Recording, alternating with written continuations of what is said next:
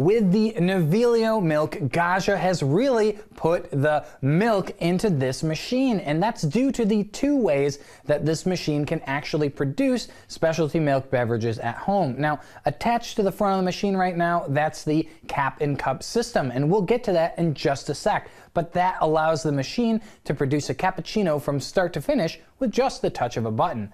But for those who want to try their hand at more manual milk frothing, Gaja has also included a Panarello style steam wand. Now, this is a wand that's a bit of a shortcut for manual frothing because it aerates milk more easily than a traditional commercial wand, but it still gives you control, and you'll use a frothing pitcher to do so. We'll take a look at that too, so let's do it.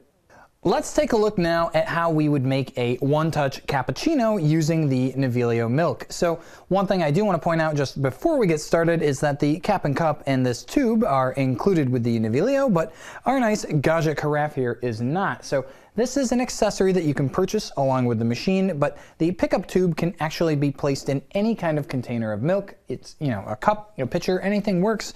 But this nice carafe is on brand, and I'll show you after we're done making our drink how we can actually get it set up to put in the refrigerator between use. So if you've watched my segment on preparing coffees with the Nivelio milk, then you know that you can use the coffee button here and press and hold it to program the volume of your drink. Well, we're gonna do that same thing actually with our cappuccino. Now, out of the box, it's gonna default to a traditional Italian cappuccino, but if you want to customize that to your tastes, you can go ahead and simply press and hold this button. And when I do, you'll see these other lights surrounding the cappuccino turn off, and then this will be flashing, letting us know that we're programming. Then, once our desired volume of milk has been dispensed, we'll push that button, and then we'll go into brew, do the same thing again for our espresso, and our cappuccino will be programmed for next time.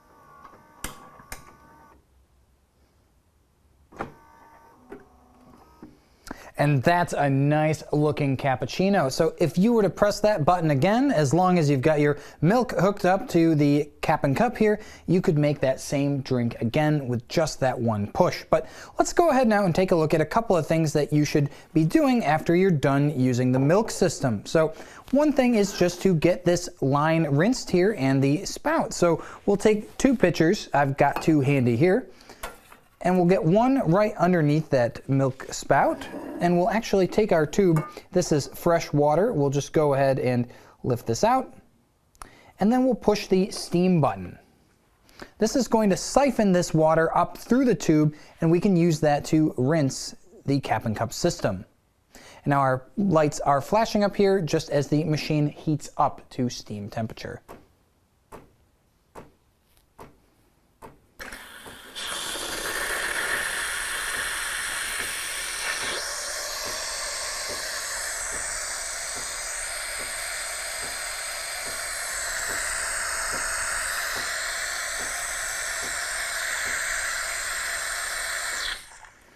That looks clear, so we've got our clean line, and then what we can do too is just, if you want, with a nice clean towel, wipe down the spout so that it's not dripping, and then you've got the system ready to go again. Now, if you're done with preparing milk drinks though, we can go right on ahead and take our pitcher, just get some of that milk off there, and I'll go ahead, take my line, and drop that back into the center. So that slides right down in. And then what we'll do is we can actually remove the hose from its fitting here on the cap and cup, and then fit that right over the post on the top of the carafe. And now you've got that sealed, and you can store it in the refrigerator in between use. And that's how you'd prepare a one-touch cappuccino and get your machine ready for another go on the Nivelio milk. If you want to try your hand at manual frothing with the Nivelio milk, that's going to use the Panarello wand that we just took a look at. So just to give you a sense for what you have to do to remove the cap and cup, this is actually a two-piece sort of assembly here. I mean, there's more pieces here, obviously, but all we'll do is go ahead and pull this down, and then that slides off of the rubberized piece here, and then we can simply shimmy that guy off. And if you notice, there's a little notch right here in the steam wand that helps secure the entire assembly in place. So for the Panarello style wand, this rubber elbow will basically fit about here and hold it in place. So we'll simply go ahead and insert the tube into the wand and slide it until we feel that secure. So that is how you would get the Panarello on. And now this is going to be pretty basic from here on out, but couple of tips if you've never frothed milk before. You want to get a pitcher that's going to be suitable for the size drink that you're making. So this is a 10-ounce pitcher. You probably couldn't tell that by looking at it, but a 10 to 12-ounce pitcher is going to be great for making single drinks. So if you're making, let's say, a 6 to 8-ounce cappuccino, you'll want something like this. And you might say, oh, well, that's a 10 to 12-ounce pitcher. Your milk is going to expand as you add air into it. So if you poured 6 ounces of milk into this pitcher, the actual volume, the size that it's taking up, it's going to be increased quite a bit as you've added that foam. So you do want a pitcher that's the appropriate size. Now, if you had something that was too big, say, what will happen is when you're trying to position the wand into the pitcher, you're going to have to go very, very far down just to try to reach that milk. So having something that's the appropriate size and shape is helpful. So get yourself a pitcher. Don't try using something like a measuring cup. It's just not as good a time as you would have. So let's go ahead, though, and first start with just getting our machine ready to steam. We'll go ahead and push the steam button, and all I'm going to do is purge some of the condensation out of this wand before we start frothing. And while that's happening, I'll just get my other pitcher full of milk here.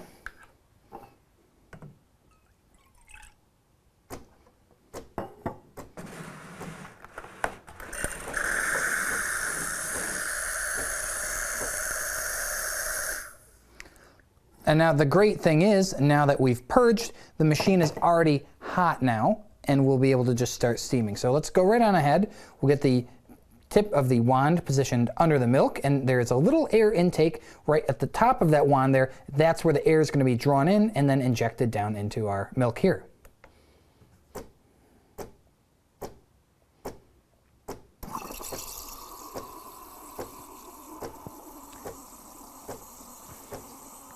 And so what you can do is, as the foam rises in this pitcher, if you want to stop adding more air, once the volume is high enough, you can actually move this up to cover that hole. So we're not quite there yet, or you can continue to lower the pitcher down just to give yourself a little more clearance. And so you're going to be looking for the foam texture that you want and the temperature of the milk. And now for me, I want to hold that until it's just a little too hot, and we can go ahead and press that button. You just want to make sure that the wand is still in the milk so that you can basically make sure you don't have any steam splashing all over. So we'll go ahead and we'll take this cloth here. And you know, one of the things that's nice is that with the plastic Panarellos, there's less likelihood of that milk burning onto there. So what we'll do now, though, is actually cappuccino is milk first. So let's go right on ahead, and we've got a nice foam here.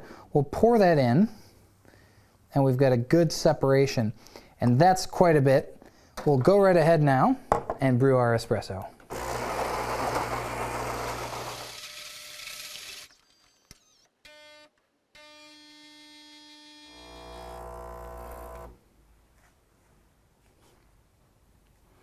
So look at that, and that's a really great head of foam that we got on that cappuccino. Now, here's something that you can take note of too, because this is a little bit of a, call it a life hack maybe, but if you have just finished brewing, steaming, what you can do is you can actually go right on ahead and do a little purge using the hot water button.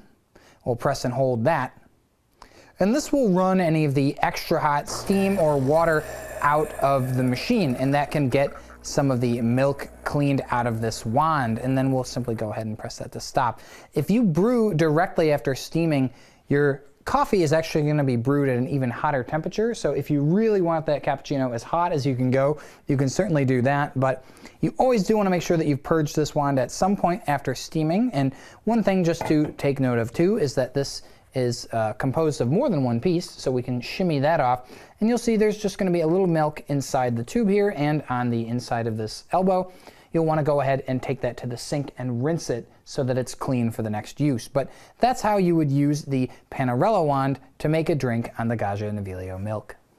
If you've stuck with me this long, I want to show you a little bit of a trick that can get some more functionality out of your Naviglio. So again, if you had watched my section on coffee brewing, you do know that there is a single coffee button on this machine, and that can either be programmed for your espresso or for a long drink. Now, if you're in a household that can't abide by pressing that button again to say stop it so that you've got your espresso, let me show you how to make something called an Americano using the Naviglio milk.